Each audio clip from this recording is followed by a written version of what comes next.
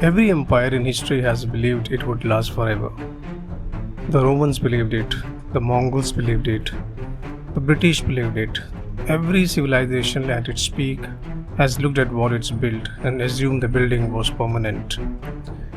Ibn Khaldun, writing in the 14th century, knew they were all wrong, not because he was a prophet, not because he had divine knowledge, but because he had looked at enough empire rise and fall to see the pattern, and he wrote it down. He described in precise detail why powerful dynasties collapse, why desert tribes conquer cities, why the conquerors then become soft, and why a new tribe from the margins eventually comes to conquer them in turn. He called this cycle inevitable, not as a moral judgment, but as a structural observation, the way a scientist describes a law of physics.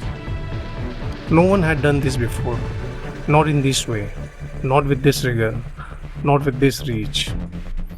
He wrote it all in a single introduction to a book, and that introduction became one of the most important documents in the history of human thought.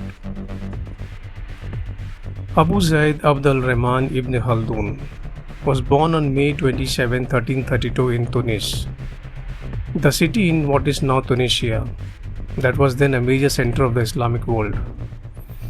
He came from a distinguished Andalusian Arab family that had originally lived in Seville, in Islamic Spain, before the Christian Reconquista pushed them out and they eventually settled in North Africa. His family background gave him two things that would prove essential: a first-class education in the Islamic scholarly tradition, Quran, Arabic grammar, rhetoric, jurisprudence, philosophy, mathematics, and a deep sense of loss, of displacement, of a world that had once been greater than it was now. The family had known power and prestige and had watched both slip away through forces they could not control. He was extraordinarily well educated, one of those students who master everything they are given and immediately start looking for what isn't in the curriculum. By his early 20s, he had a position at the court of the Hafsid Sultan of Tunis, working in the chancery as a writer of official documents. And then his life became something that no amount of formal education could have prepared him for. A decades-long immersion in the political chaos of 14th century North Africa and Andalusia, in which he served. Swiss sides, fled, was imprisoned, was released, rose to power, fell from it, and did the entire cycle again, multiple times, in multiple countries under multiple rulers. He served sultans in Tunis, Fez, Granada, Tlemcen, and Béjaïa.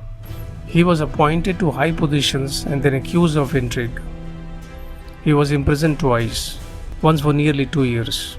He negotiated diplomatic missions, the slow dissolution of Islamic power in Andalusia, the rise and fall of Berber dynasties across North Africa, the fragmentation of authority across a region that had once been unified. By the time he was in his early 40s, he had seen more political cycles complete themselves than most people witness in a lifetime. He had been inside the machinery of power, and he had watched that machinery grind the same way again and again, regardless of which particular ruler was operating it. In 1375, exhausted and disillusioned by the political world he had spent 20 years navigating, Ibn Khaldun did something remarkable. He retired. He requested and received the use of a remote castle called Khalat ibn Salama in what is now western Algeria, belonging to a tribe whose protection he had arranged. He brought his family there. He effectively withdrew from the political world that had consumed him. And in that castle, for the next 3.5 years, he wrote. He had originally planned to write a comprehensive world history, a record of the dynasties and peoples of the Islamic world and beyond. But as he began working, he realized that before you could write a reliable history, you needed something that did not yet exist, a theory of why history happens the way it does, a science of civilization, a framework for understanding what forces actually drive the rise and fall of societies. So he wrote that first. As the introduction to his history, he called it Muqaddimah, which simply means introduction. It ran to hundreds of pages. It became one of the most important books ever written. The English historian Arnold Toynbee later called the Muqaddimah the greatest work of its kind that has ever yet been created by any mind in any time or place. That is not a small claim. It is, however, defensible. At the center of everything Ibn Khaldun wrote in a single Arabic concept, asabiya. It is usually translated as group feeling or social cohesion, but neither translation fully captures it. Asabiya is the bond that makes a group act as one. It is the force that allows a collection of individuals to endure hardship together, sacrifice for each other, and coordinate action under pressure. It is what makes a tribe fight as a unit rather than scatter, what makes an army hold the line rather than break.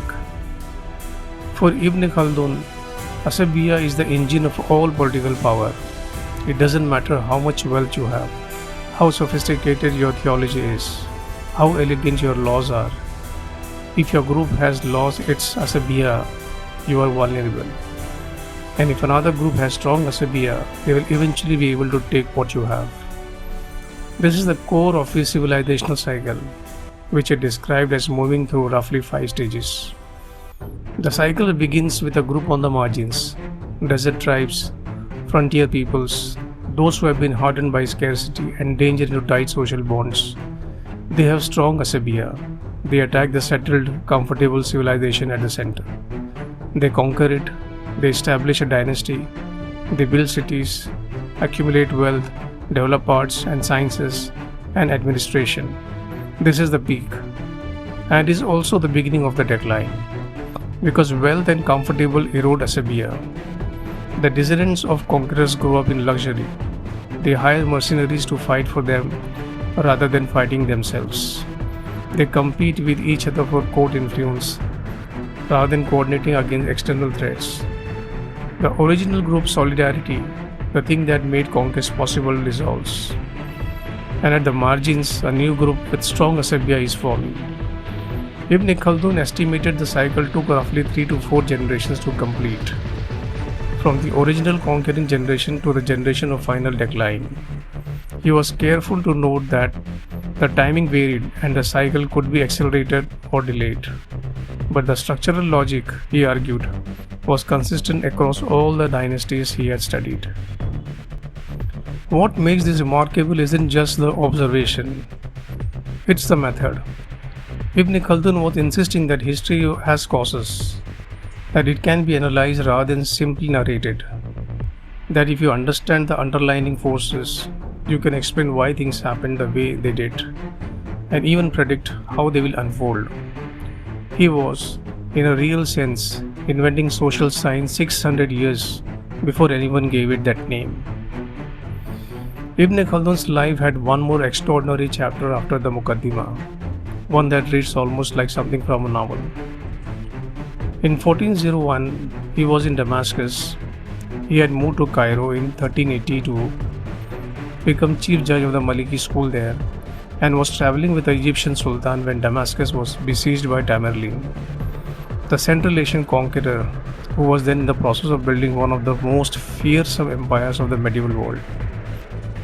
As Damascus faced imminent conquest, Ibn Khaldun was lowered by rope over the city walls to meet with Tamerlane in his camp.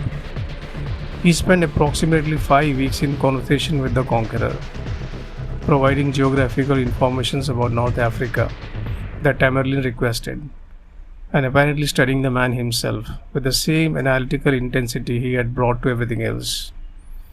The account he later wrote of this meeting is one of the most remarkable documents in medieval literature. Here was the 14th century's greatest theories of how empires rise, sitting across from the 14th century's most ferocious living empire builder, and thinking through whether what he was seeing confirmed his theory. By his own analysis, it did. Tamerlane was a man of fierce asabiya, the product of a harsh steppe environment, commanding absolutely loyal forces. He was exactly the type of figure Ibn Khaldun's theory predicted would arise at the margins and conquer the settled powers at the center. Ibn Khaldun survived the meeting. He was allowed to return to Cairo, where he continued serving as a judge, teaching, writing, and revising the Muqaddimah until his death in 1406. Ibn Khaldun died in 1406. For the next several centuries, he was known primarily within the Islamic scholarly world, largely forgotten by the West, which was developing its own social and political theory without knowledge of what he had already done. He was rediscovered by European scholars in the 19th century, and when they read what he had written in the 14th century, the reactions were close to disbelief. Here was a theory of social cohesion, economic development, the division of labor, the psychology of power, and the cycles of civilizational rise and fall, written 500 years before the disciplines that would later cover these topics had formal names. Today, he is recognized as a sociology, historiography, economics, and political theory simultaneously. His concept of asabiya has been applied to the Roman Empire, to the Mongols, to the British Empire, to the rise of ISIS, to the 2008 financial crisis, and to the political polarizations of modern democracies, by serious scholars working in universities, not by pop history influencers. The question his theory asks not who won, but why do groups with power always eventually lose it? Is still arguably the most important question in political history, and he asked it first. He wrote the Muqaddimah in 3.5 years, in a remote castle, after 2 decades of living inside the very dynamics he was analyzing. No one had tried to do what he did before. Very few have matched it since. Arnold Toynbee called it the greatest work of its kind ever created. That is a large claim. Read even a few chapters of the Muqaddimah, and it stops seeming like an overstatement. In the next episode, Human Lens moves to one of the most enigmatic figures in Indian philosophy, the guru who walked away from the title of world teacher, told his followers to doubt everything, including him, and spent 60 years asking the one question nobody could answer. If you want the real stories of the thinkers who predicted the world before the world caught up, please subscribe. There is a lot more still to uncover.